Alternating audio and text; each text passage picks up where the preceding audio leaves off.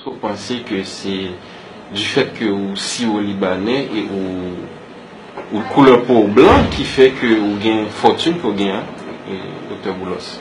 Et non, non partie oui, puisque la bourgeoisie mulâtre haïtienne, je fais la grande différence. Donc on va considérer là-dedans? Non, et moi l'explique pour qui ça. La bourgeoisie mulâtre haïtienne a imposé, ce sont les puissances impérialistes dans les années 1860 à 90, ont imposé à Haïti pour avoir une indépendance complète que certains avantages, même quand ils n'étaient pas de manière théorique, mais pratique, étaient donnés à cette bourgeoisie mulâtre. Et jusqu'en les années 1950, c'est elle qui gérait pratiquement, soit directement ou soit à travers des politiques de doublure, ce pays. Pas oublier que l'homme des Timon, comment était qu'on élève, arabe boîte d'ando. Papa, maman, est venu sans une goutte. Et c'est la ville où tu habité, sous tête côté où tu travailles là. Donc, je ne pas croire que c'est couleur qui fait que, je dis, si je ne peux privilégier pour l'autre, c'est à cause de couleur, c'est à cause de travail du grand-père. Grand-père, tu travailles, Wanamet, Fort Liberté, au Cap, tu qu'on vend tabac, tu qu'on marche dans toutes les localités. C'est peut-être ça. Papa, avec frère, ma soeur, chaque yo fait dans une ville différente dans le nord. Papa me fait Wanamet, il y a un frère fait au Cap, il y a un frère fait Port de Paix. Chaque fait un côté différent. Donc de ce fait, nous avons dit que nous travaillons dur. Et c'est une chose qui est reconnue des Levantins. L'homme dit Levantins, des gens du Moyen-Orient, c'est pas seulement en Haïti, que ce sont des rudes travailleurs, ce sont aussi des rudes, des commerçants, de très bons commerçants, c'est connu parce que toute leur vie, ils ont vécu du commerce. Et donc de ce fait, nous croyons que ce travail nous permet de la Mais Dr. Boulos, est-ce que vous faites partie de petit groupe 1% ou riche un peu, Dr. Boulos? Bon, écoute, si moi je vais choquer moi le nom texte chaque jour. Il n'y a pas de riche en Haïti. Non, pas pauvre, Dr. Boulos. Non, pas pauvre, mais il n'y a pas de riche en Haïti. Pourquoi ça n'a dit ça là? Et me dit ça dans l'interview à l'autre jour. Là, je regarde homologue en République Dominicaine. Cap vend 450 d'Ayatsu chaque mois. Moi-même, je vends 400, 350 par année. Nous sommes pauvres devant eux. Nous sommes pauvres devant eux. Donc tout est relatif dans la vie. Et tu sais que quand on dit tout est relatif, même cette phrase est relative elle-même. Donc tout est relatif et tout est une question d'échelle. Par rapport à la population haïtienne et au niveau de richesse ou de pauvreté de la population haïtienne, oui, je suis un riche. Je suis un petit riche, un pauvre riche. Oui, mais en tant que pauvre riche, Dr. Boulos, pas dire que vous avez privé les États-Unis, dans un pays qui est extrêmement riche, qui a une bonne vie de pauvre. Bon, disons que ma bonne vie moyenne. Je serai un numéro aux États-Unis. Et honnêtement, je ne vais pas déraper n'importe qui gros business aux États-Unis. Je n'ai pas capacité ça. Je n'ai pas capacité financière. Moi, un bon exemple très simple. Je n'ai pas capacité financière d'arriver aux États-Unis, je vais acheter une concession, on dit leur machine. Bon. Je n'ai pas capacité ça. Donc, à la limite, c'est pour ça que je dis que tout est relatif. Mais en tant que petit... Il n'y a pas de milliardaires dans ce pays. Mais en tant que petit riche, Dr. Boulos, est-ce que vous faites partie de minorité, 1% qui domine l'économie haïtienne, ou la dame, non? Bon, d'abord, ce que tu dis là n'est pas correct. Il n'y a pas 1% qui domine l'économie haïtienne, parce qu'aujourd'hui, l'économie haïtienne est totalement informelle. Donc, l'économie haïtienne est dominée en partie par la classe moyenne de petits commerçants qui, aujourd'hui, sont en fait les principaux commerçants de ce pays. Les boutiques, les dépôts, et aujourd'hui, de plus en plus, et moi, bon, petit exemple très simple. L'un des petits, je t'ai parlé de maisons matériaux construction.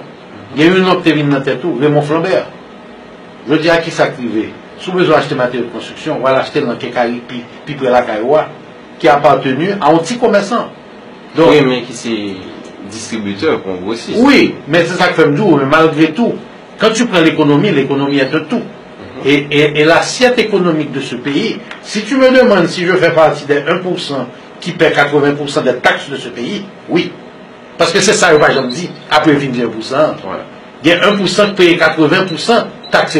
Elle dit que tout salaire, administration publique, tout travail à l'hôpital, tout professeur qui travaille, c'est 1% qui paye. Parce qu'on n'a pas établi la fait partie de 1%. Pas de problème avec ça. C'est j'en t'ai dit l'avant qui domine l'économie du pays. Pas d'accord. Docteur Oulos, en parlant de Levant, qui genre, au niveau de classe économique, est-ce que son bagage qui est homogène? Est-ce que, là, on dit la bourgeoisie haïtienne, est-ce que son équipe monde qui plein l'argent qui entend il dit que bon, mais qui j'en ouvre les réalités pays haïti? Parce que c'est conception ça qui est en bas. Est-ce que bon bourgeoisie qui est homogène? Absolument pas. Au contraire, ce serait une bonne chose si ça existait.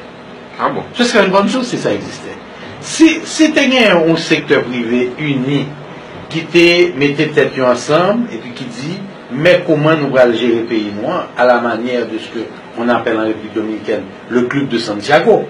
Parce qu'on connaît que quelque part le développement de la République de la République dominicaine est venu de ce pacte entre Balaguer et ce club de Santiago et qui mettait le pays au-dessus de toute bagaille. Si nous avons ça, nous t'apprenons déjà.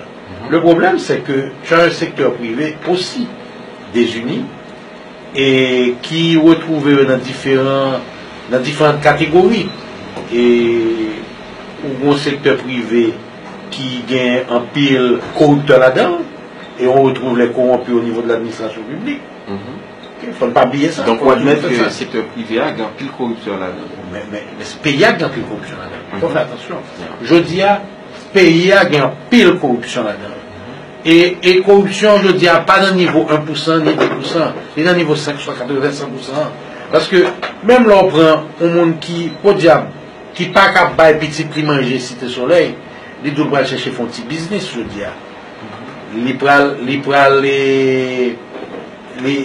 Ils sont loyal devant immigration, qui sont jeunes, raquetteurs, loyal devant la douane pour faire une déclaration.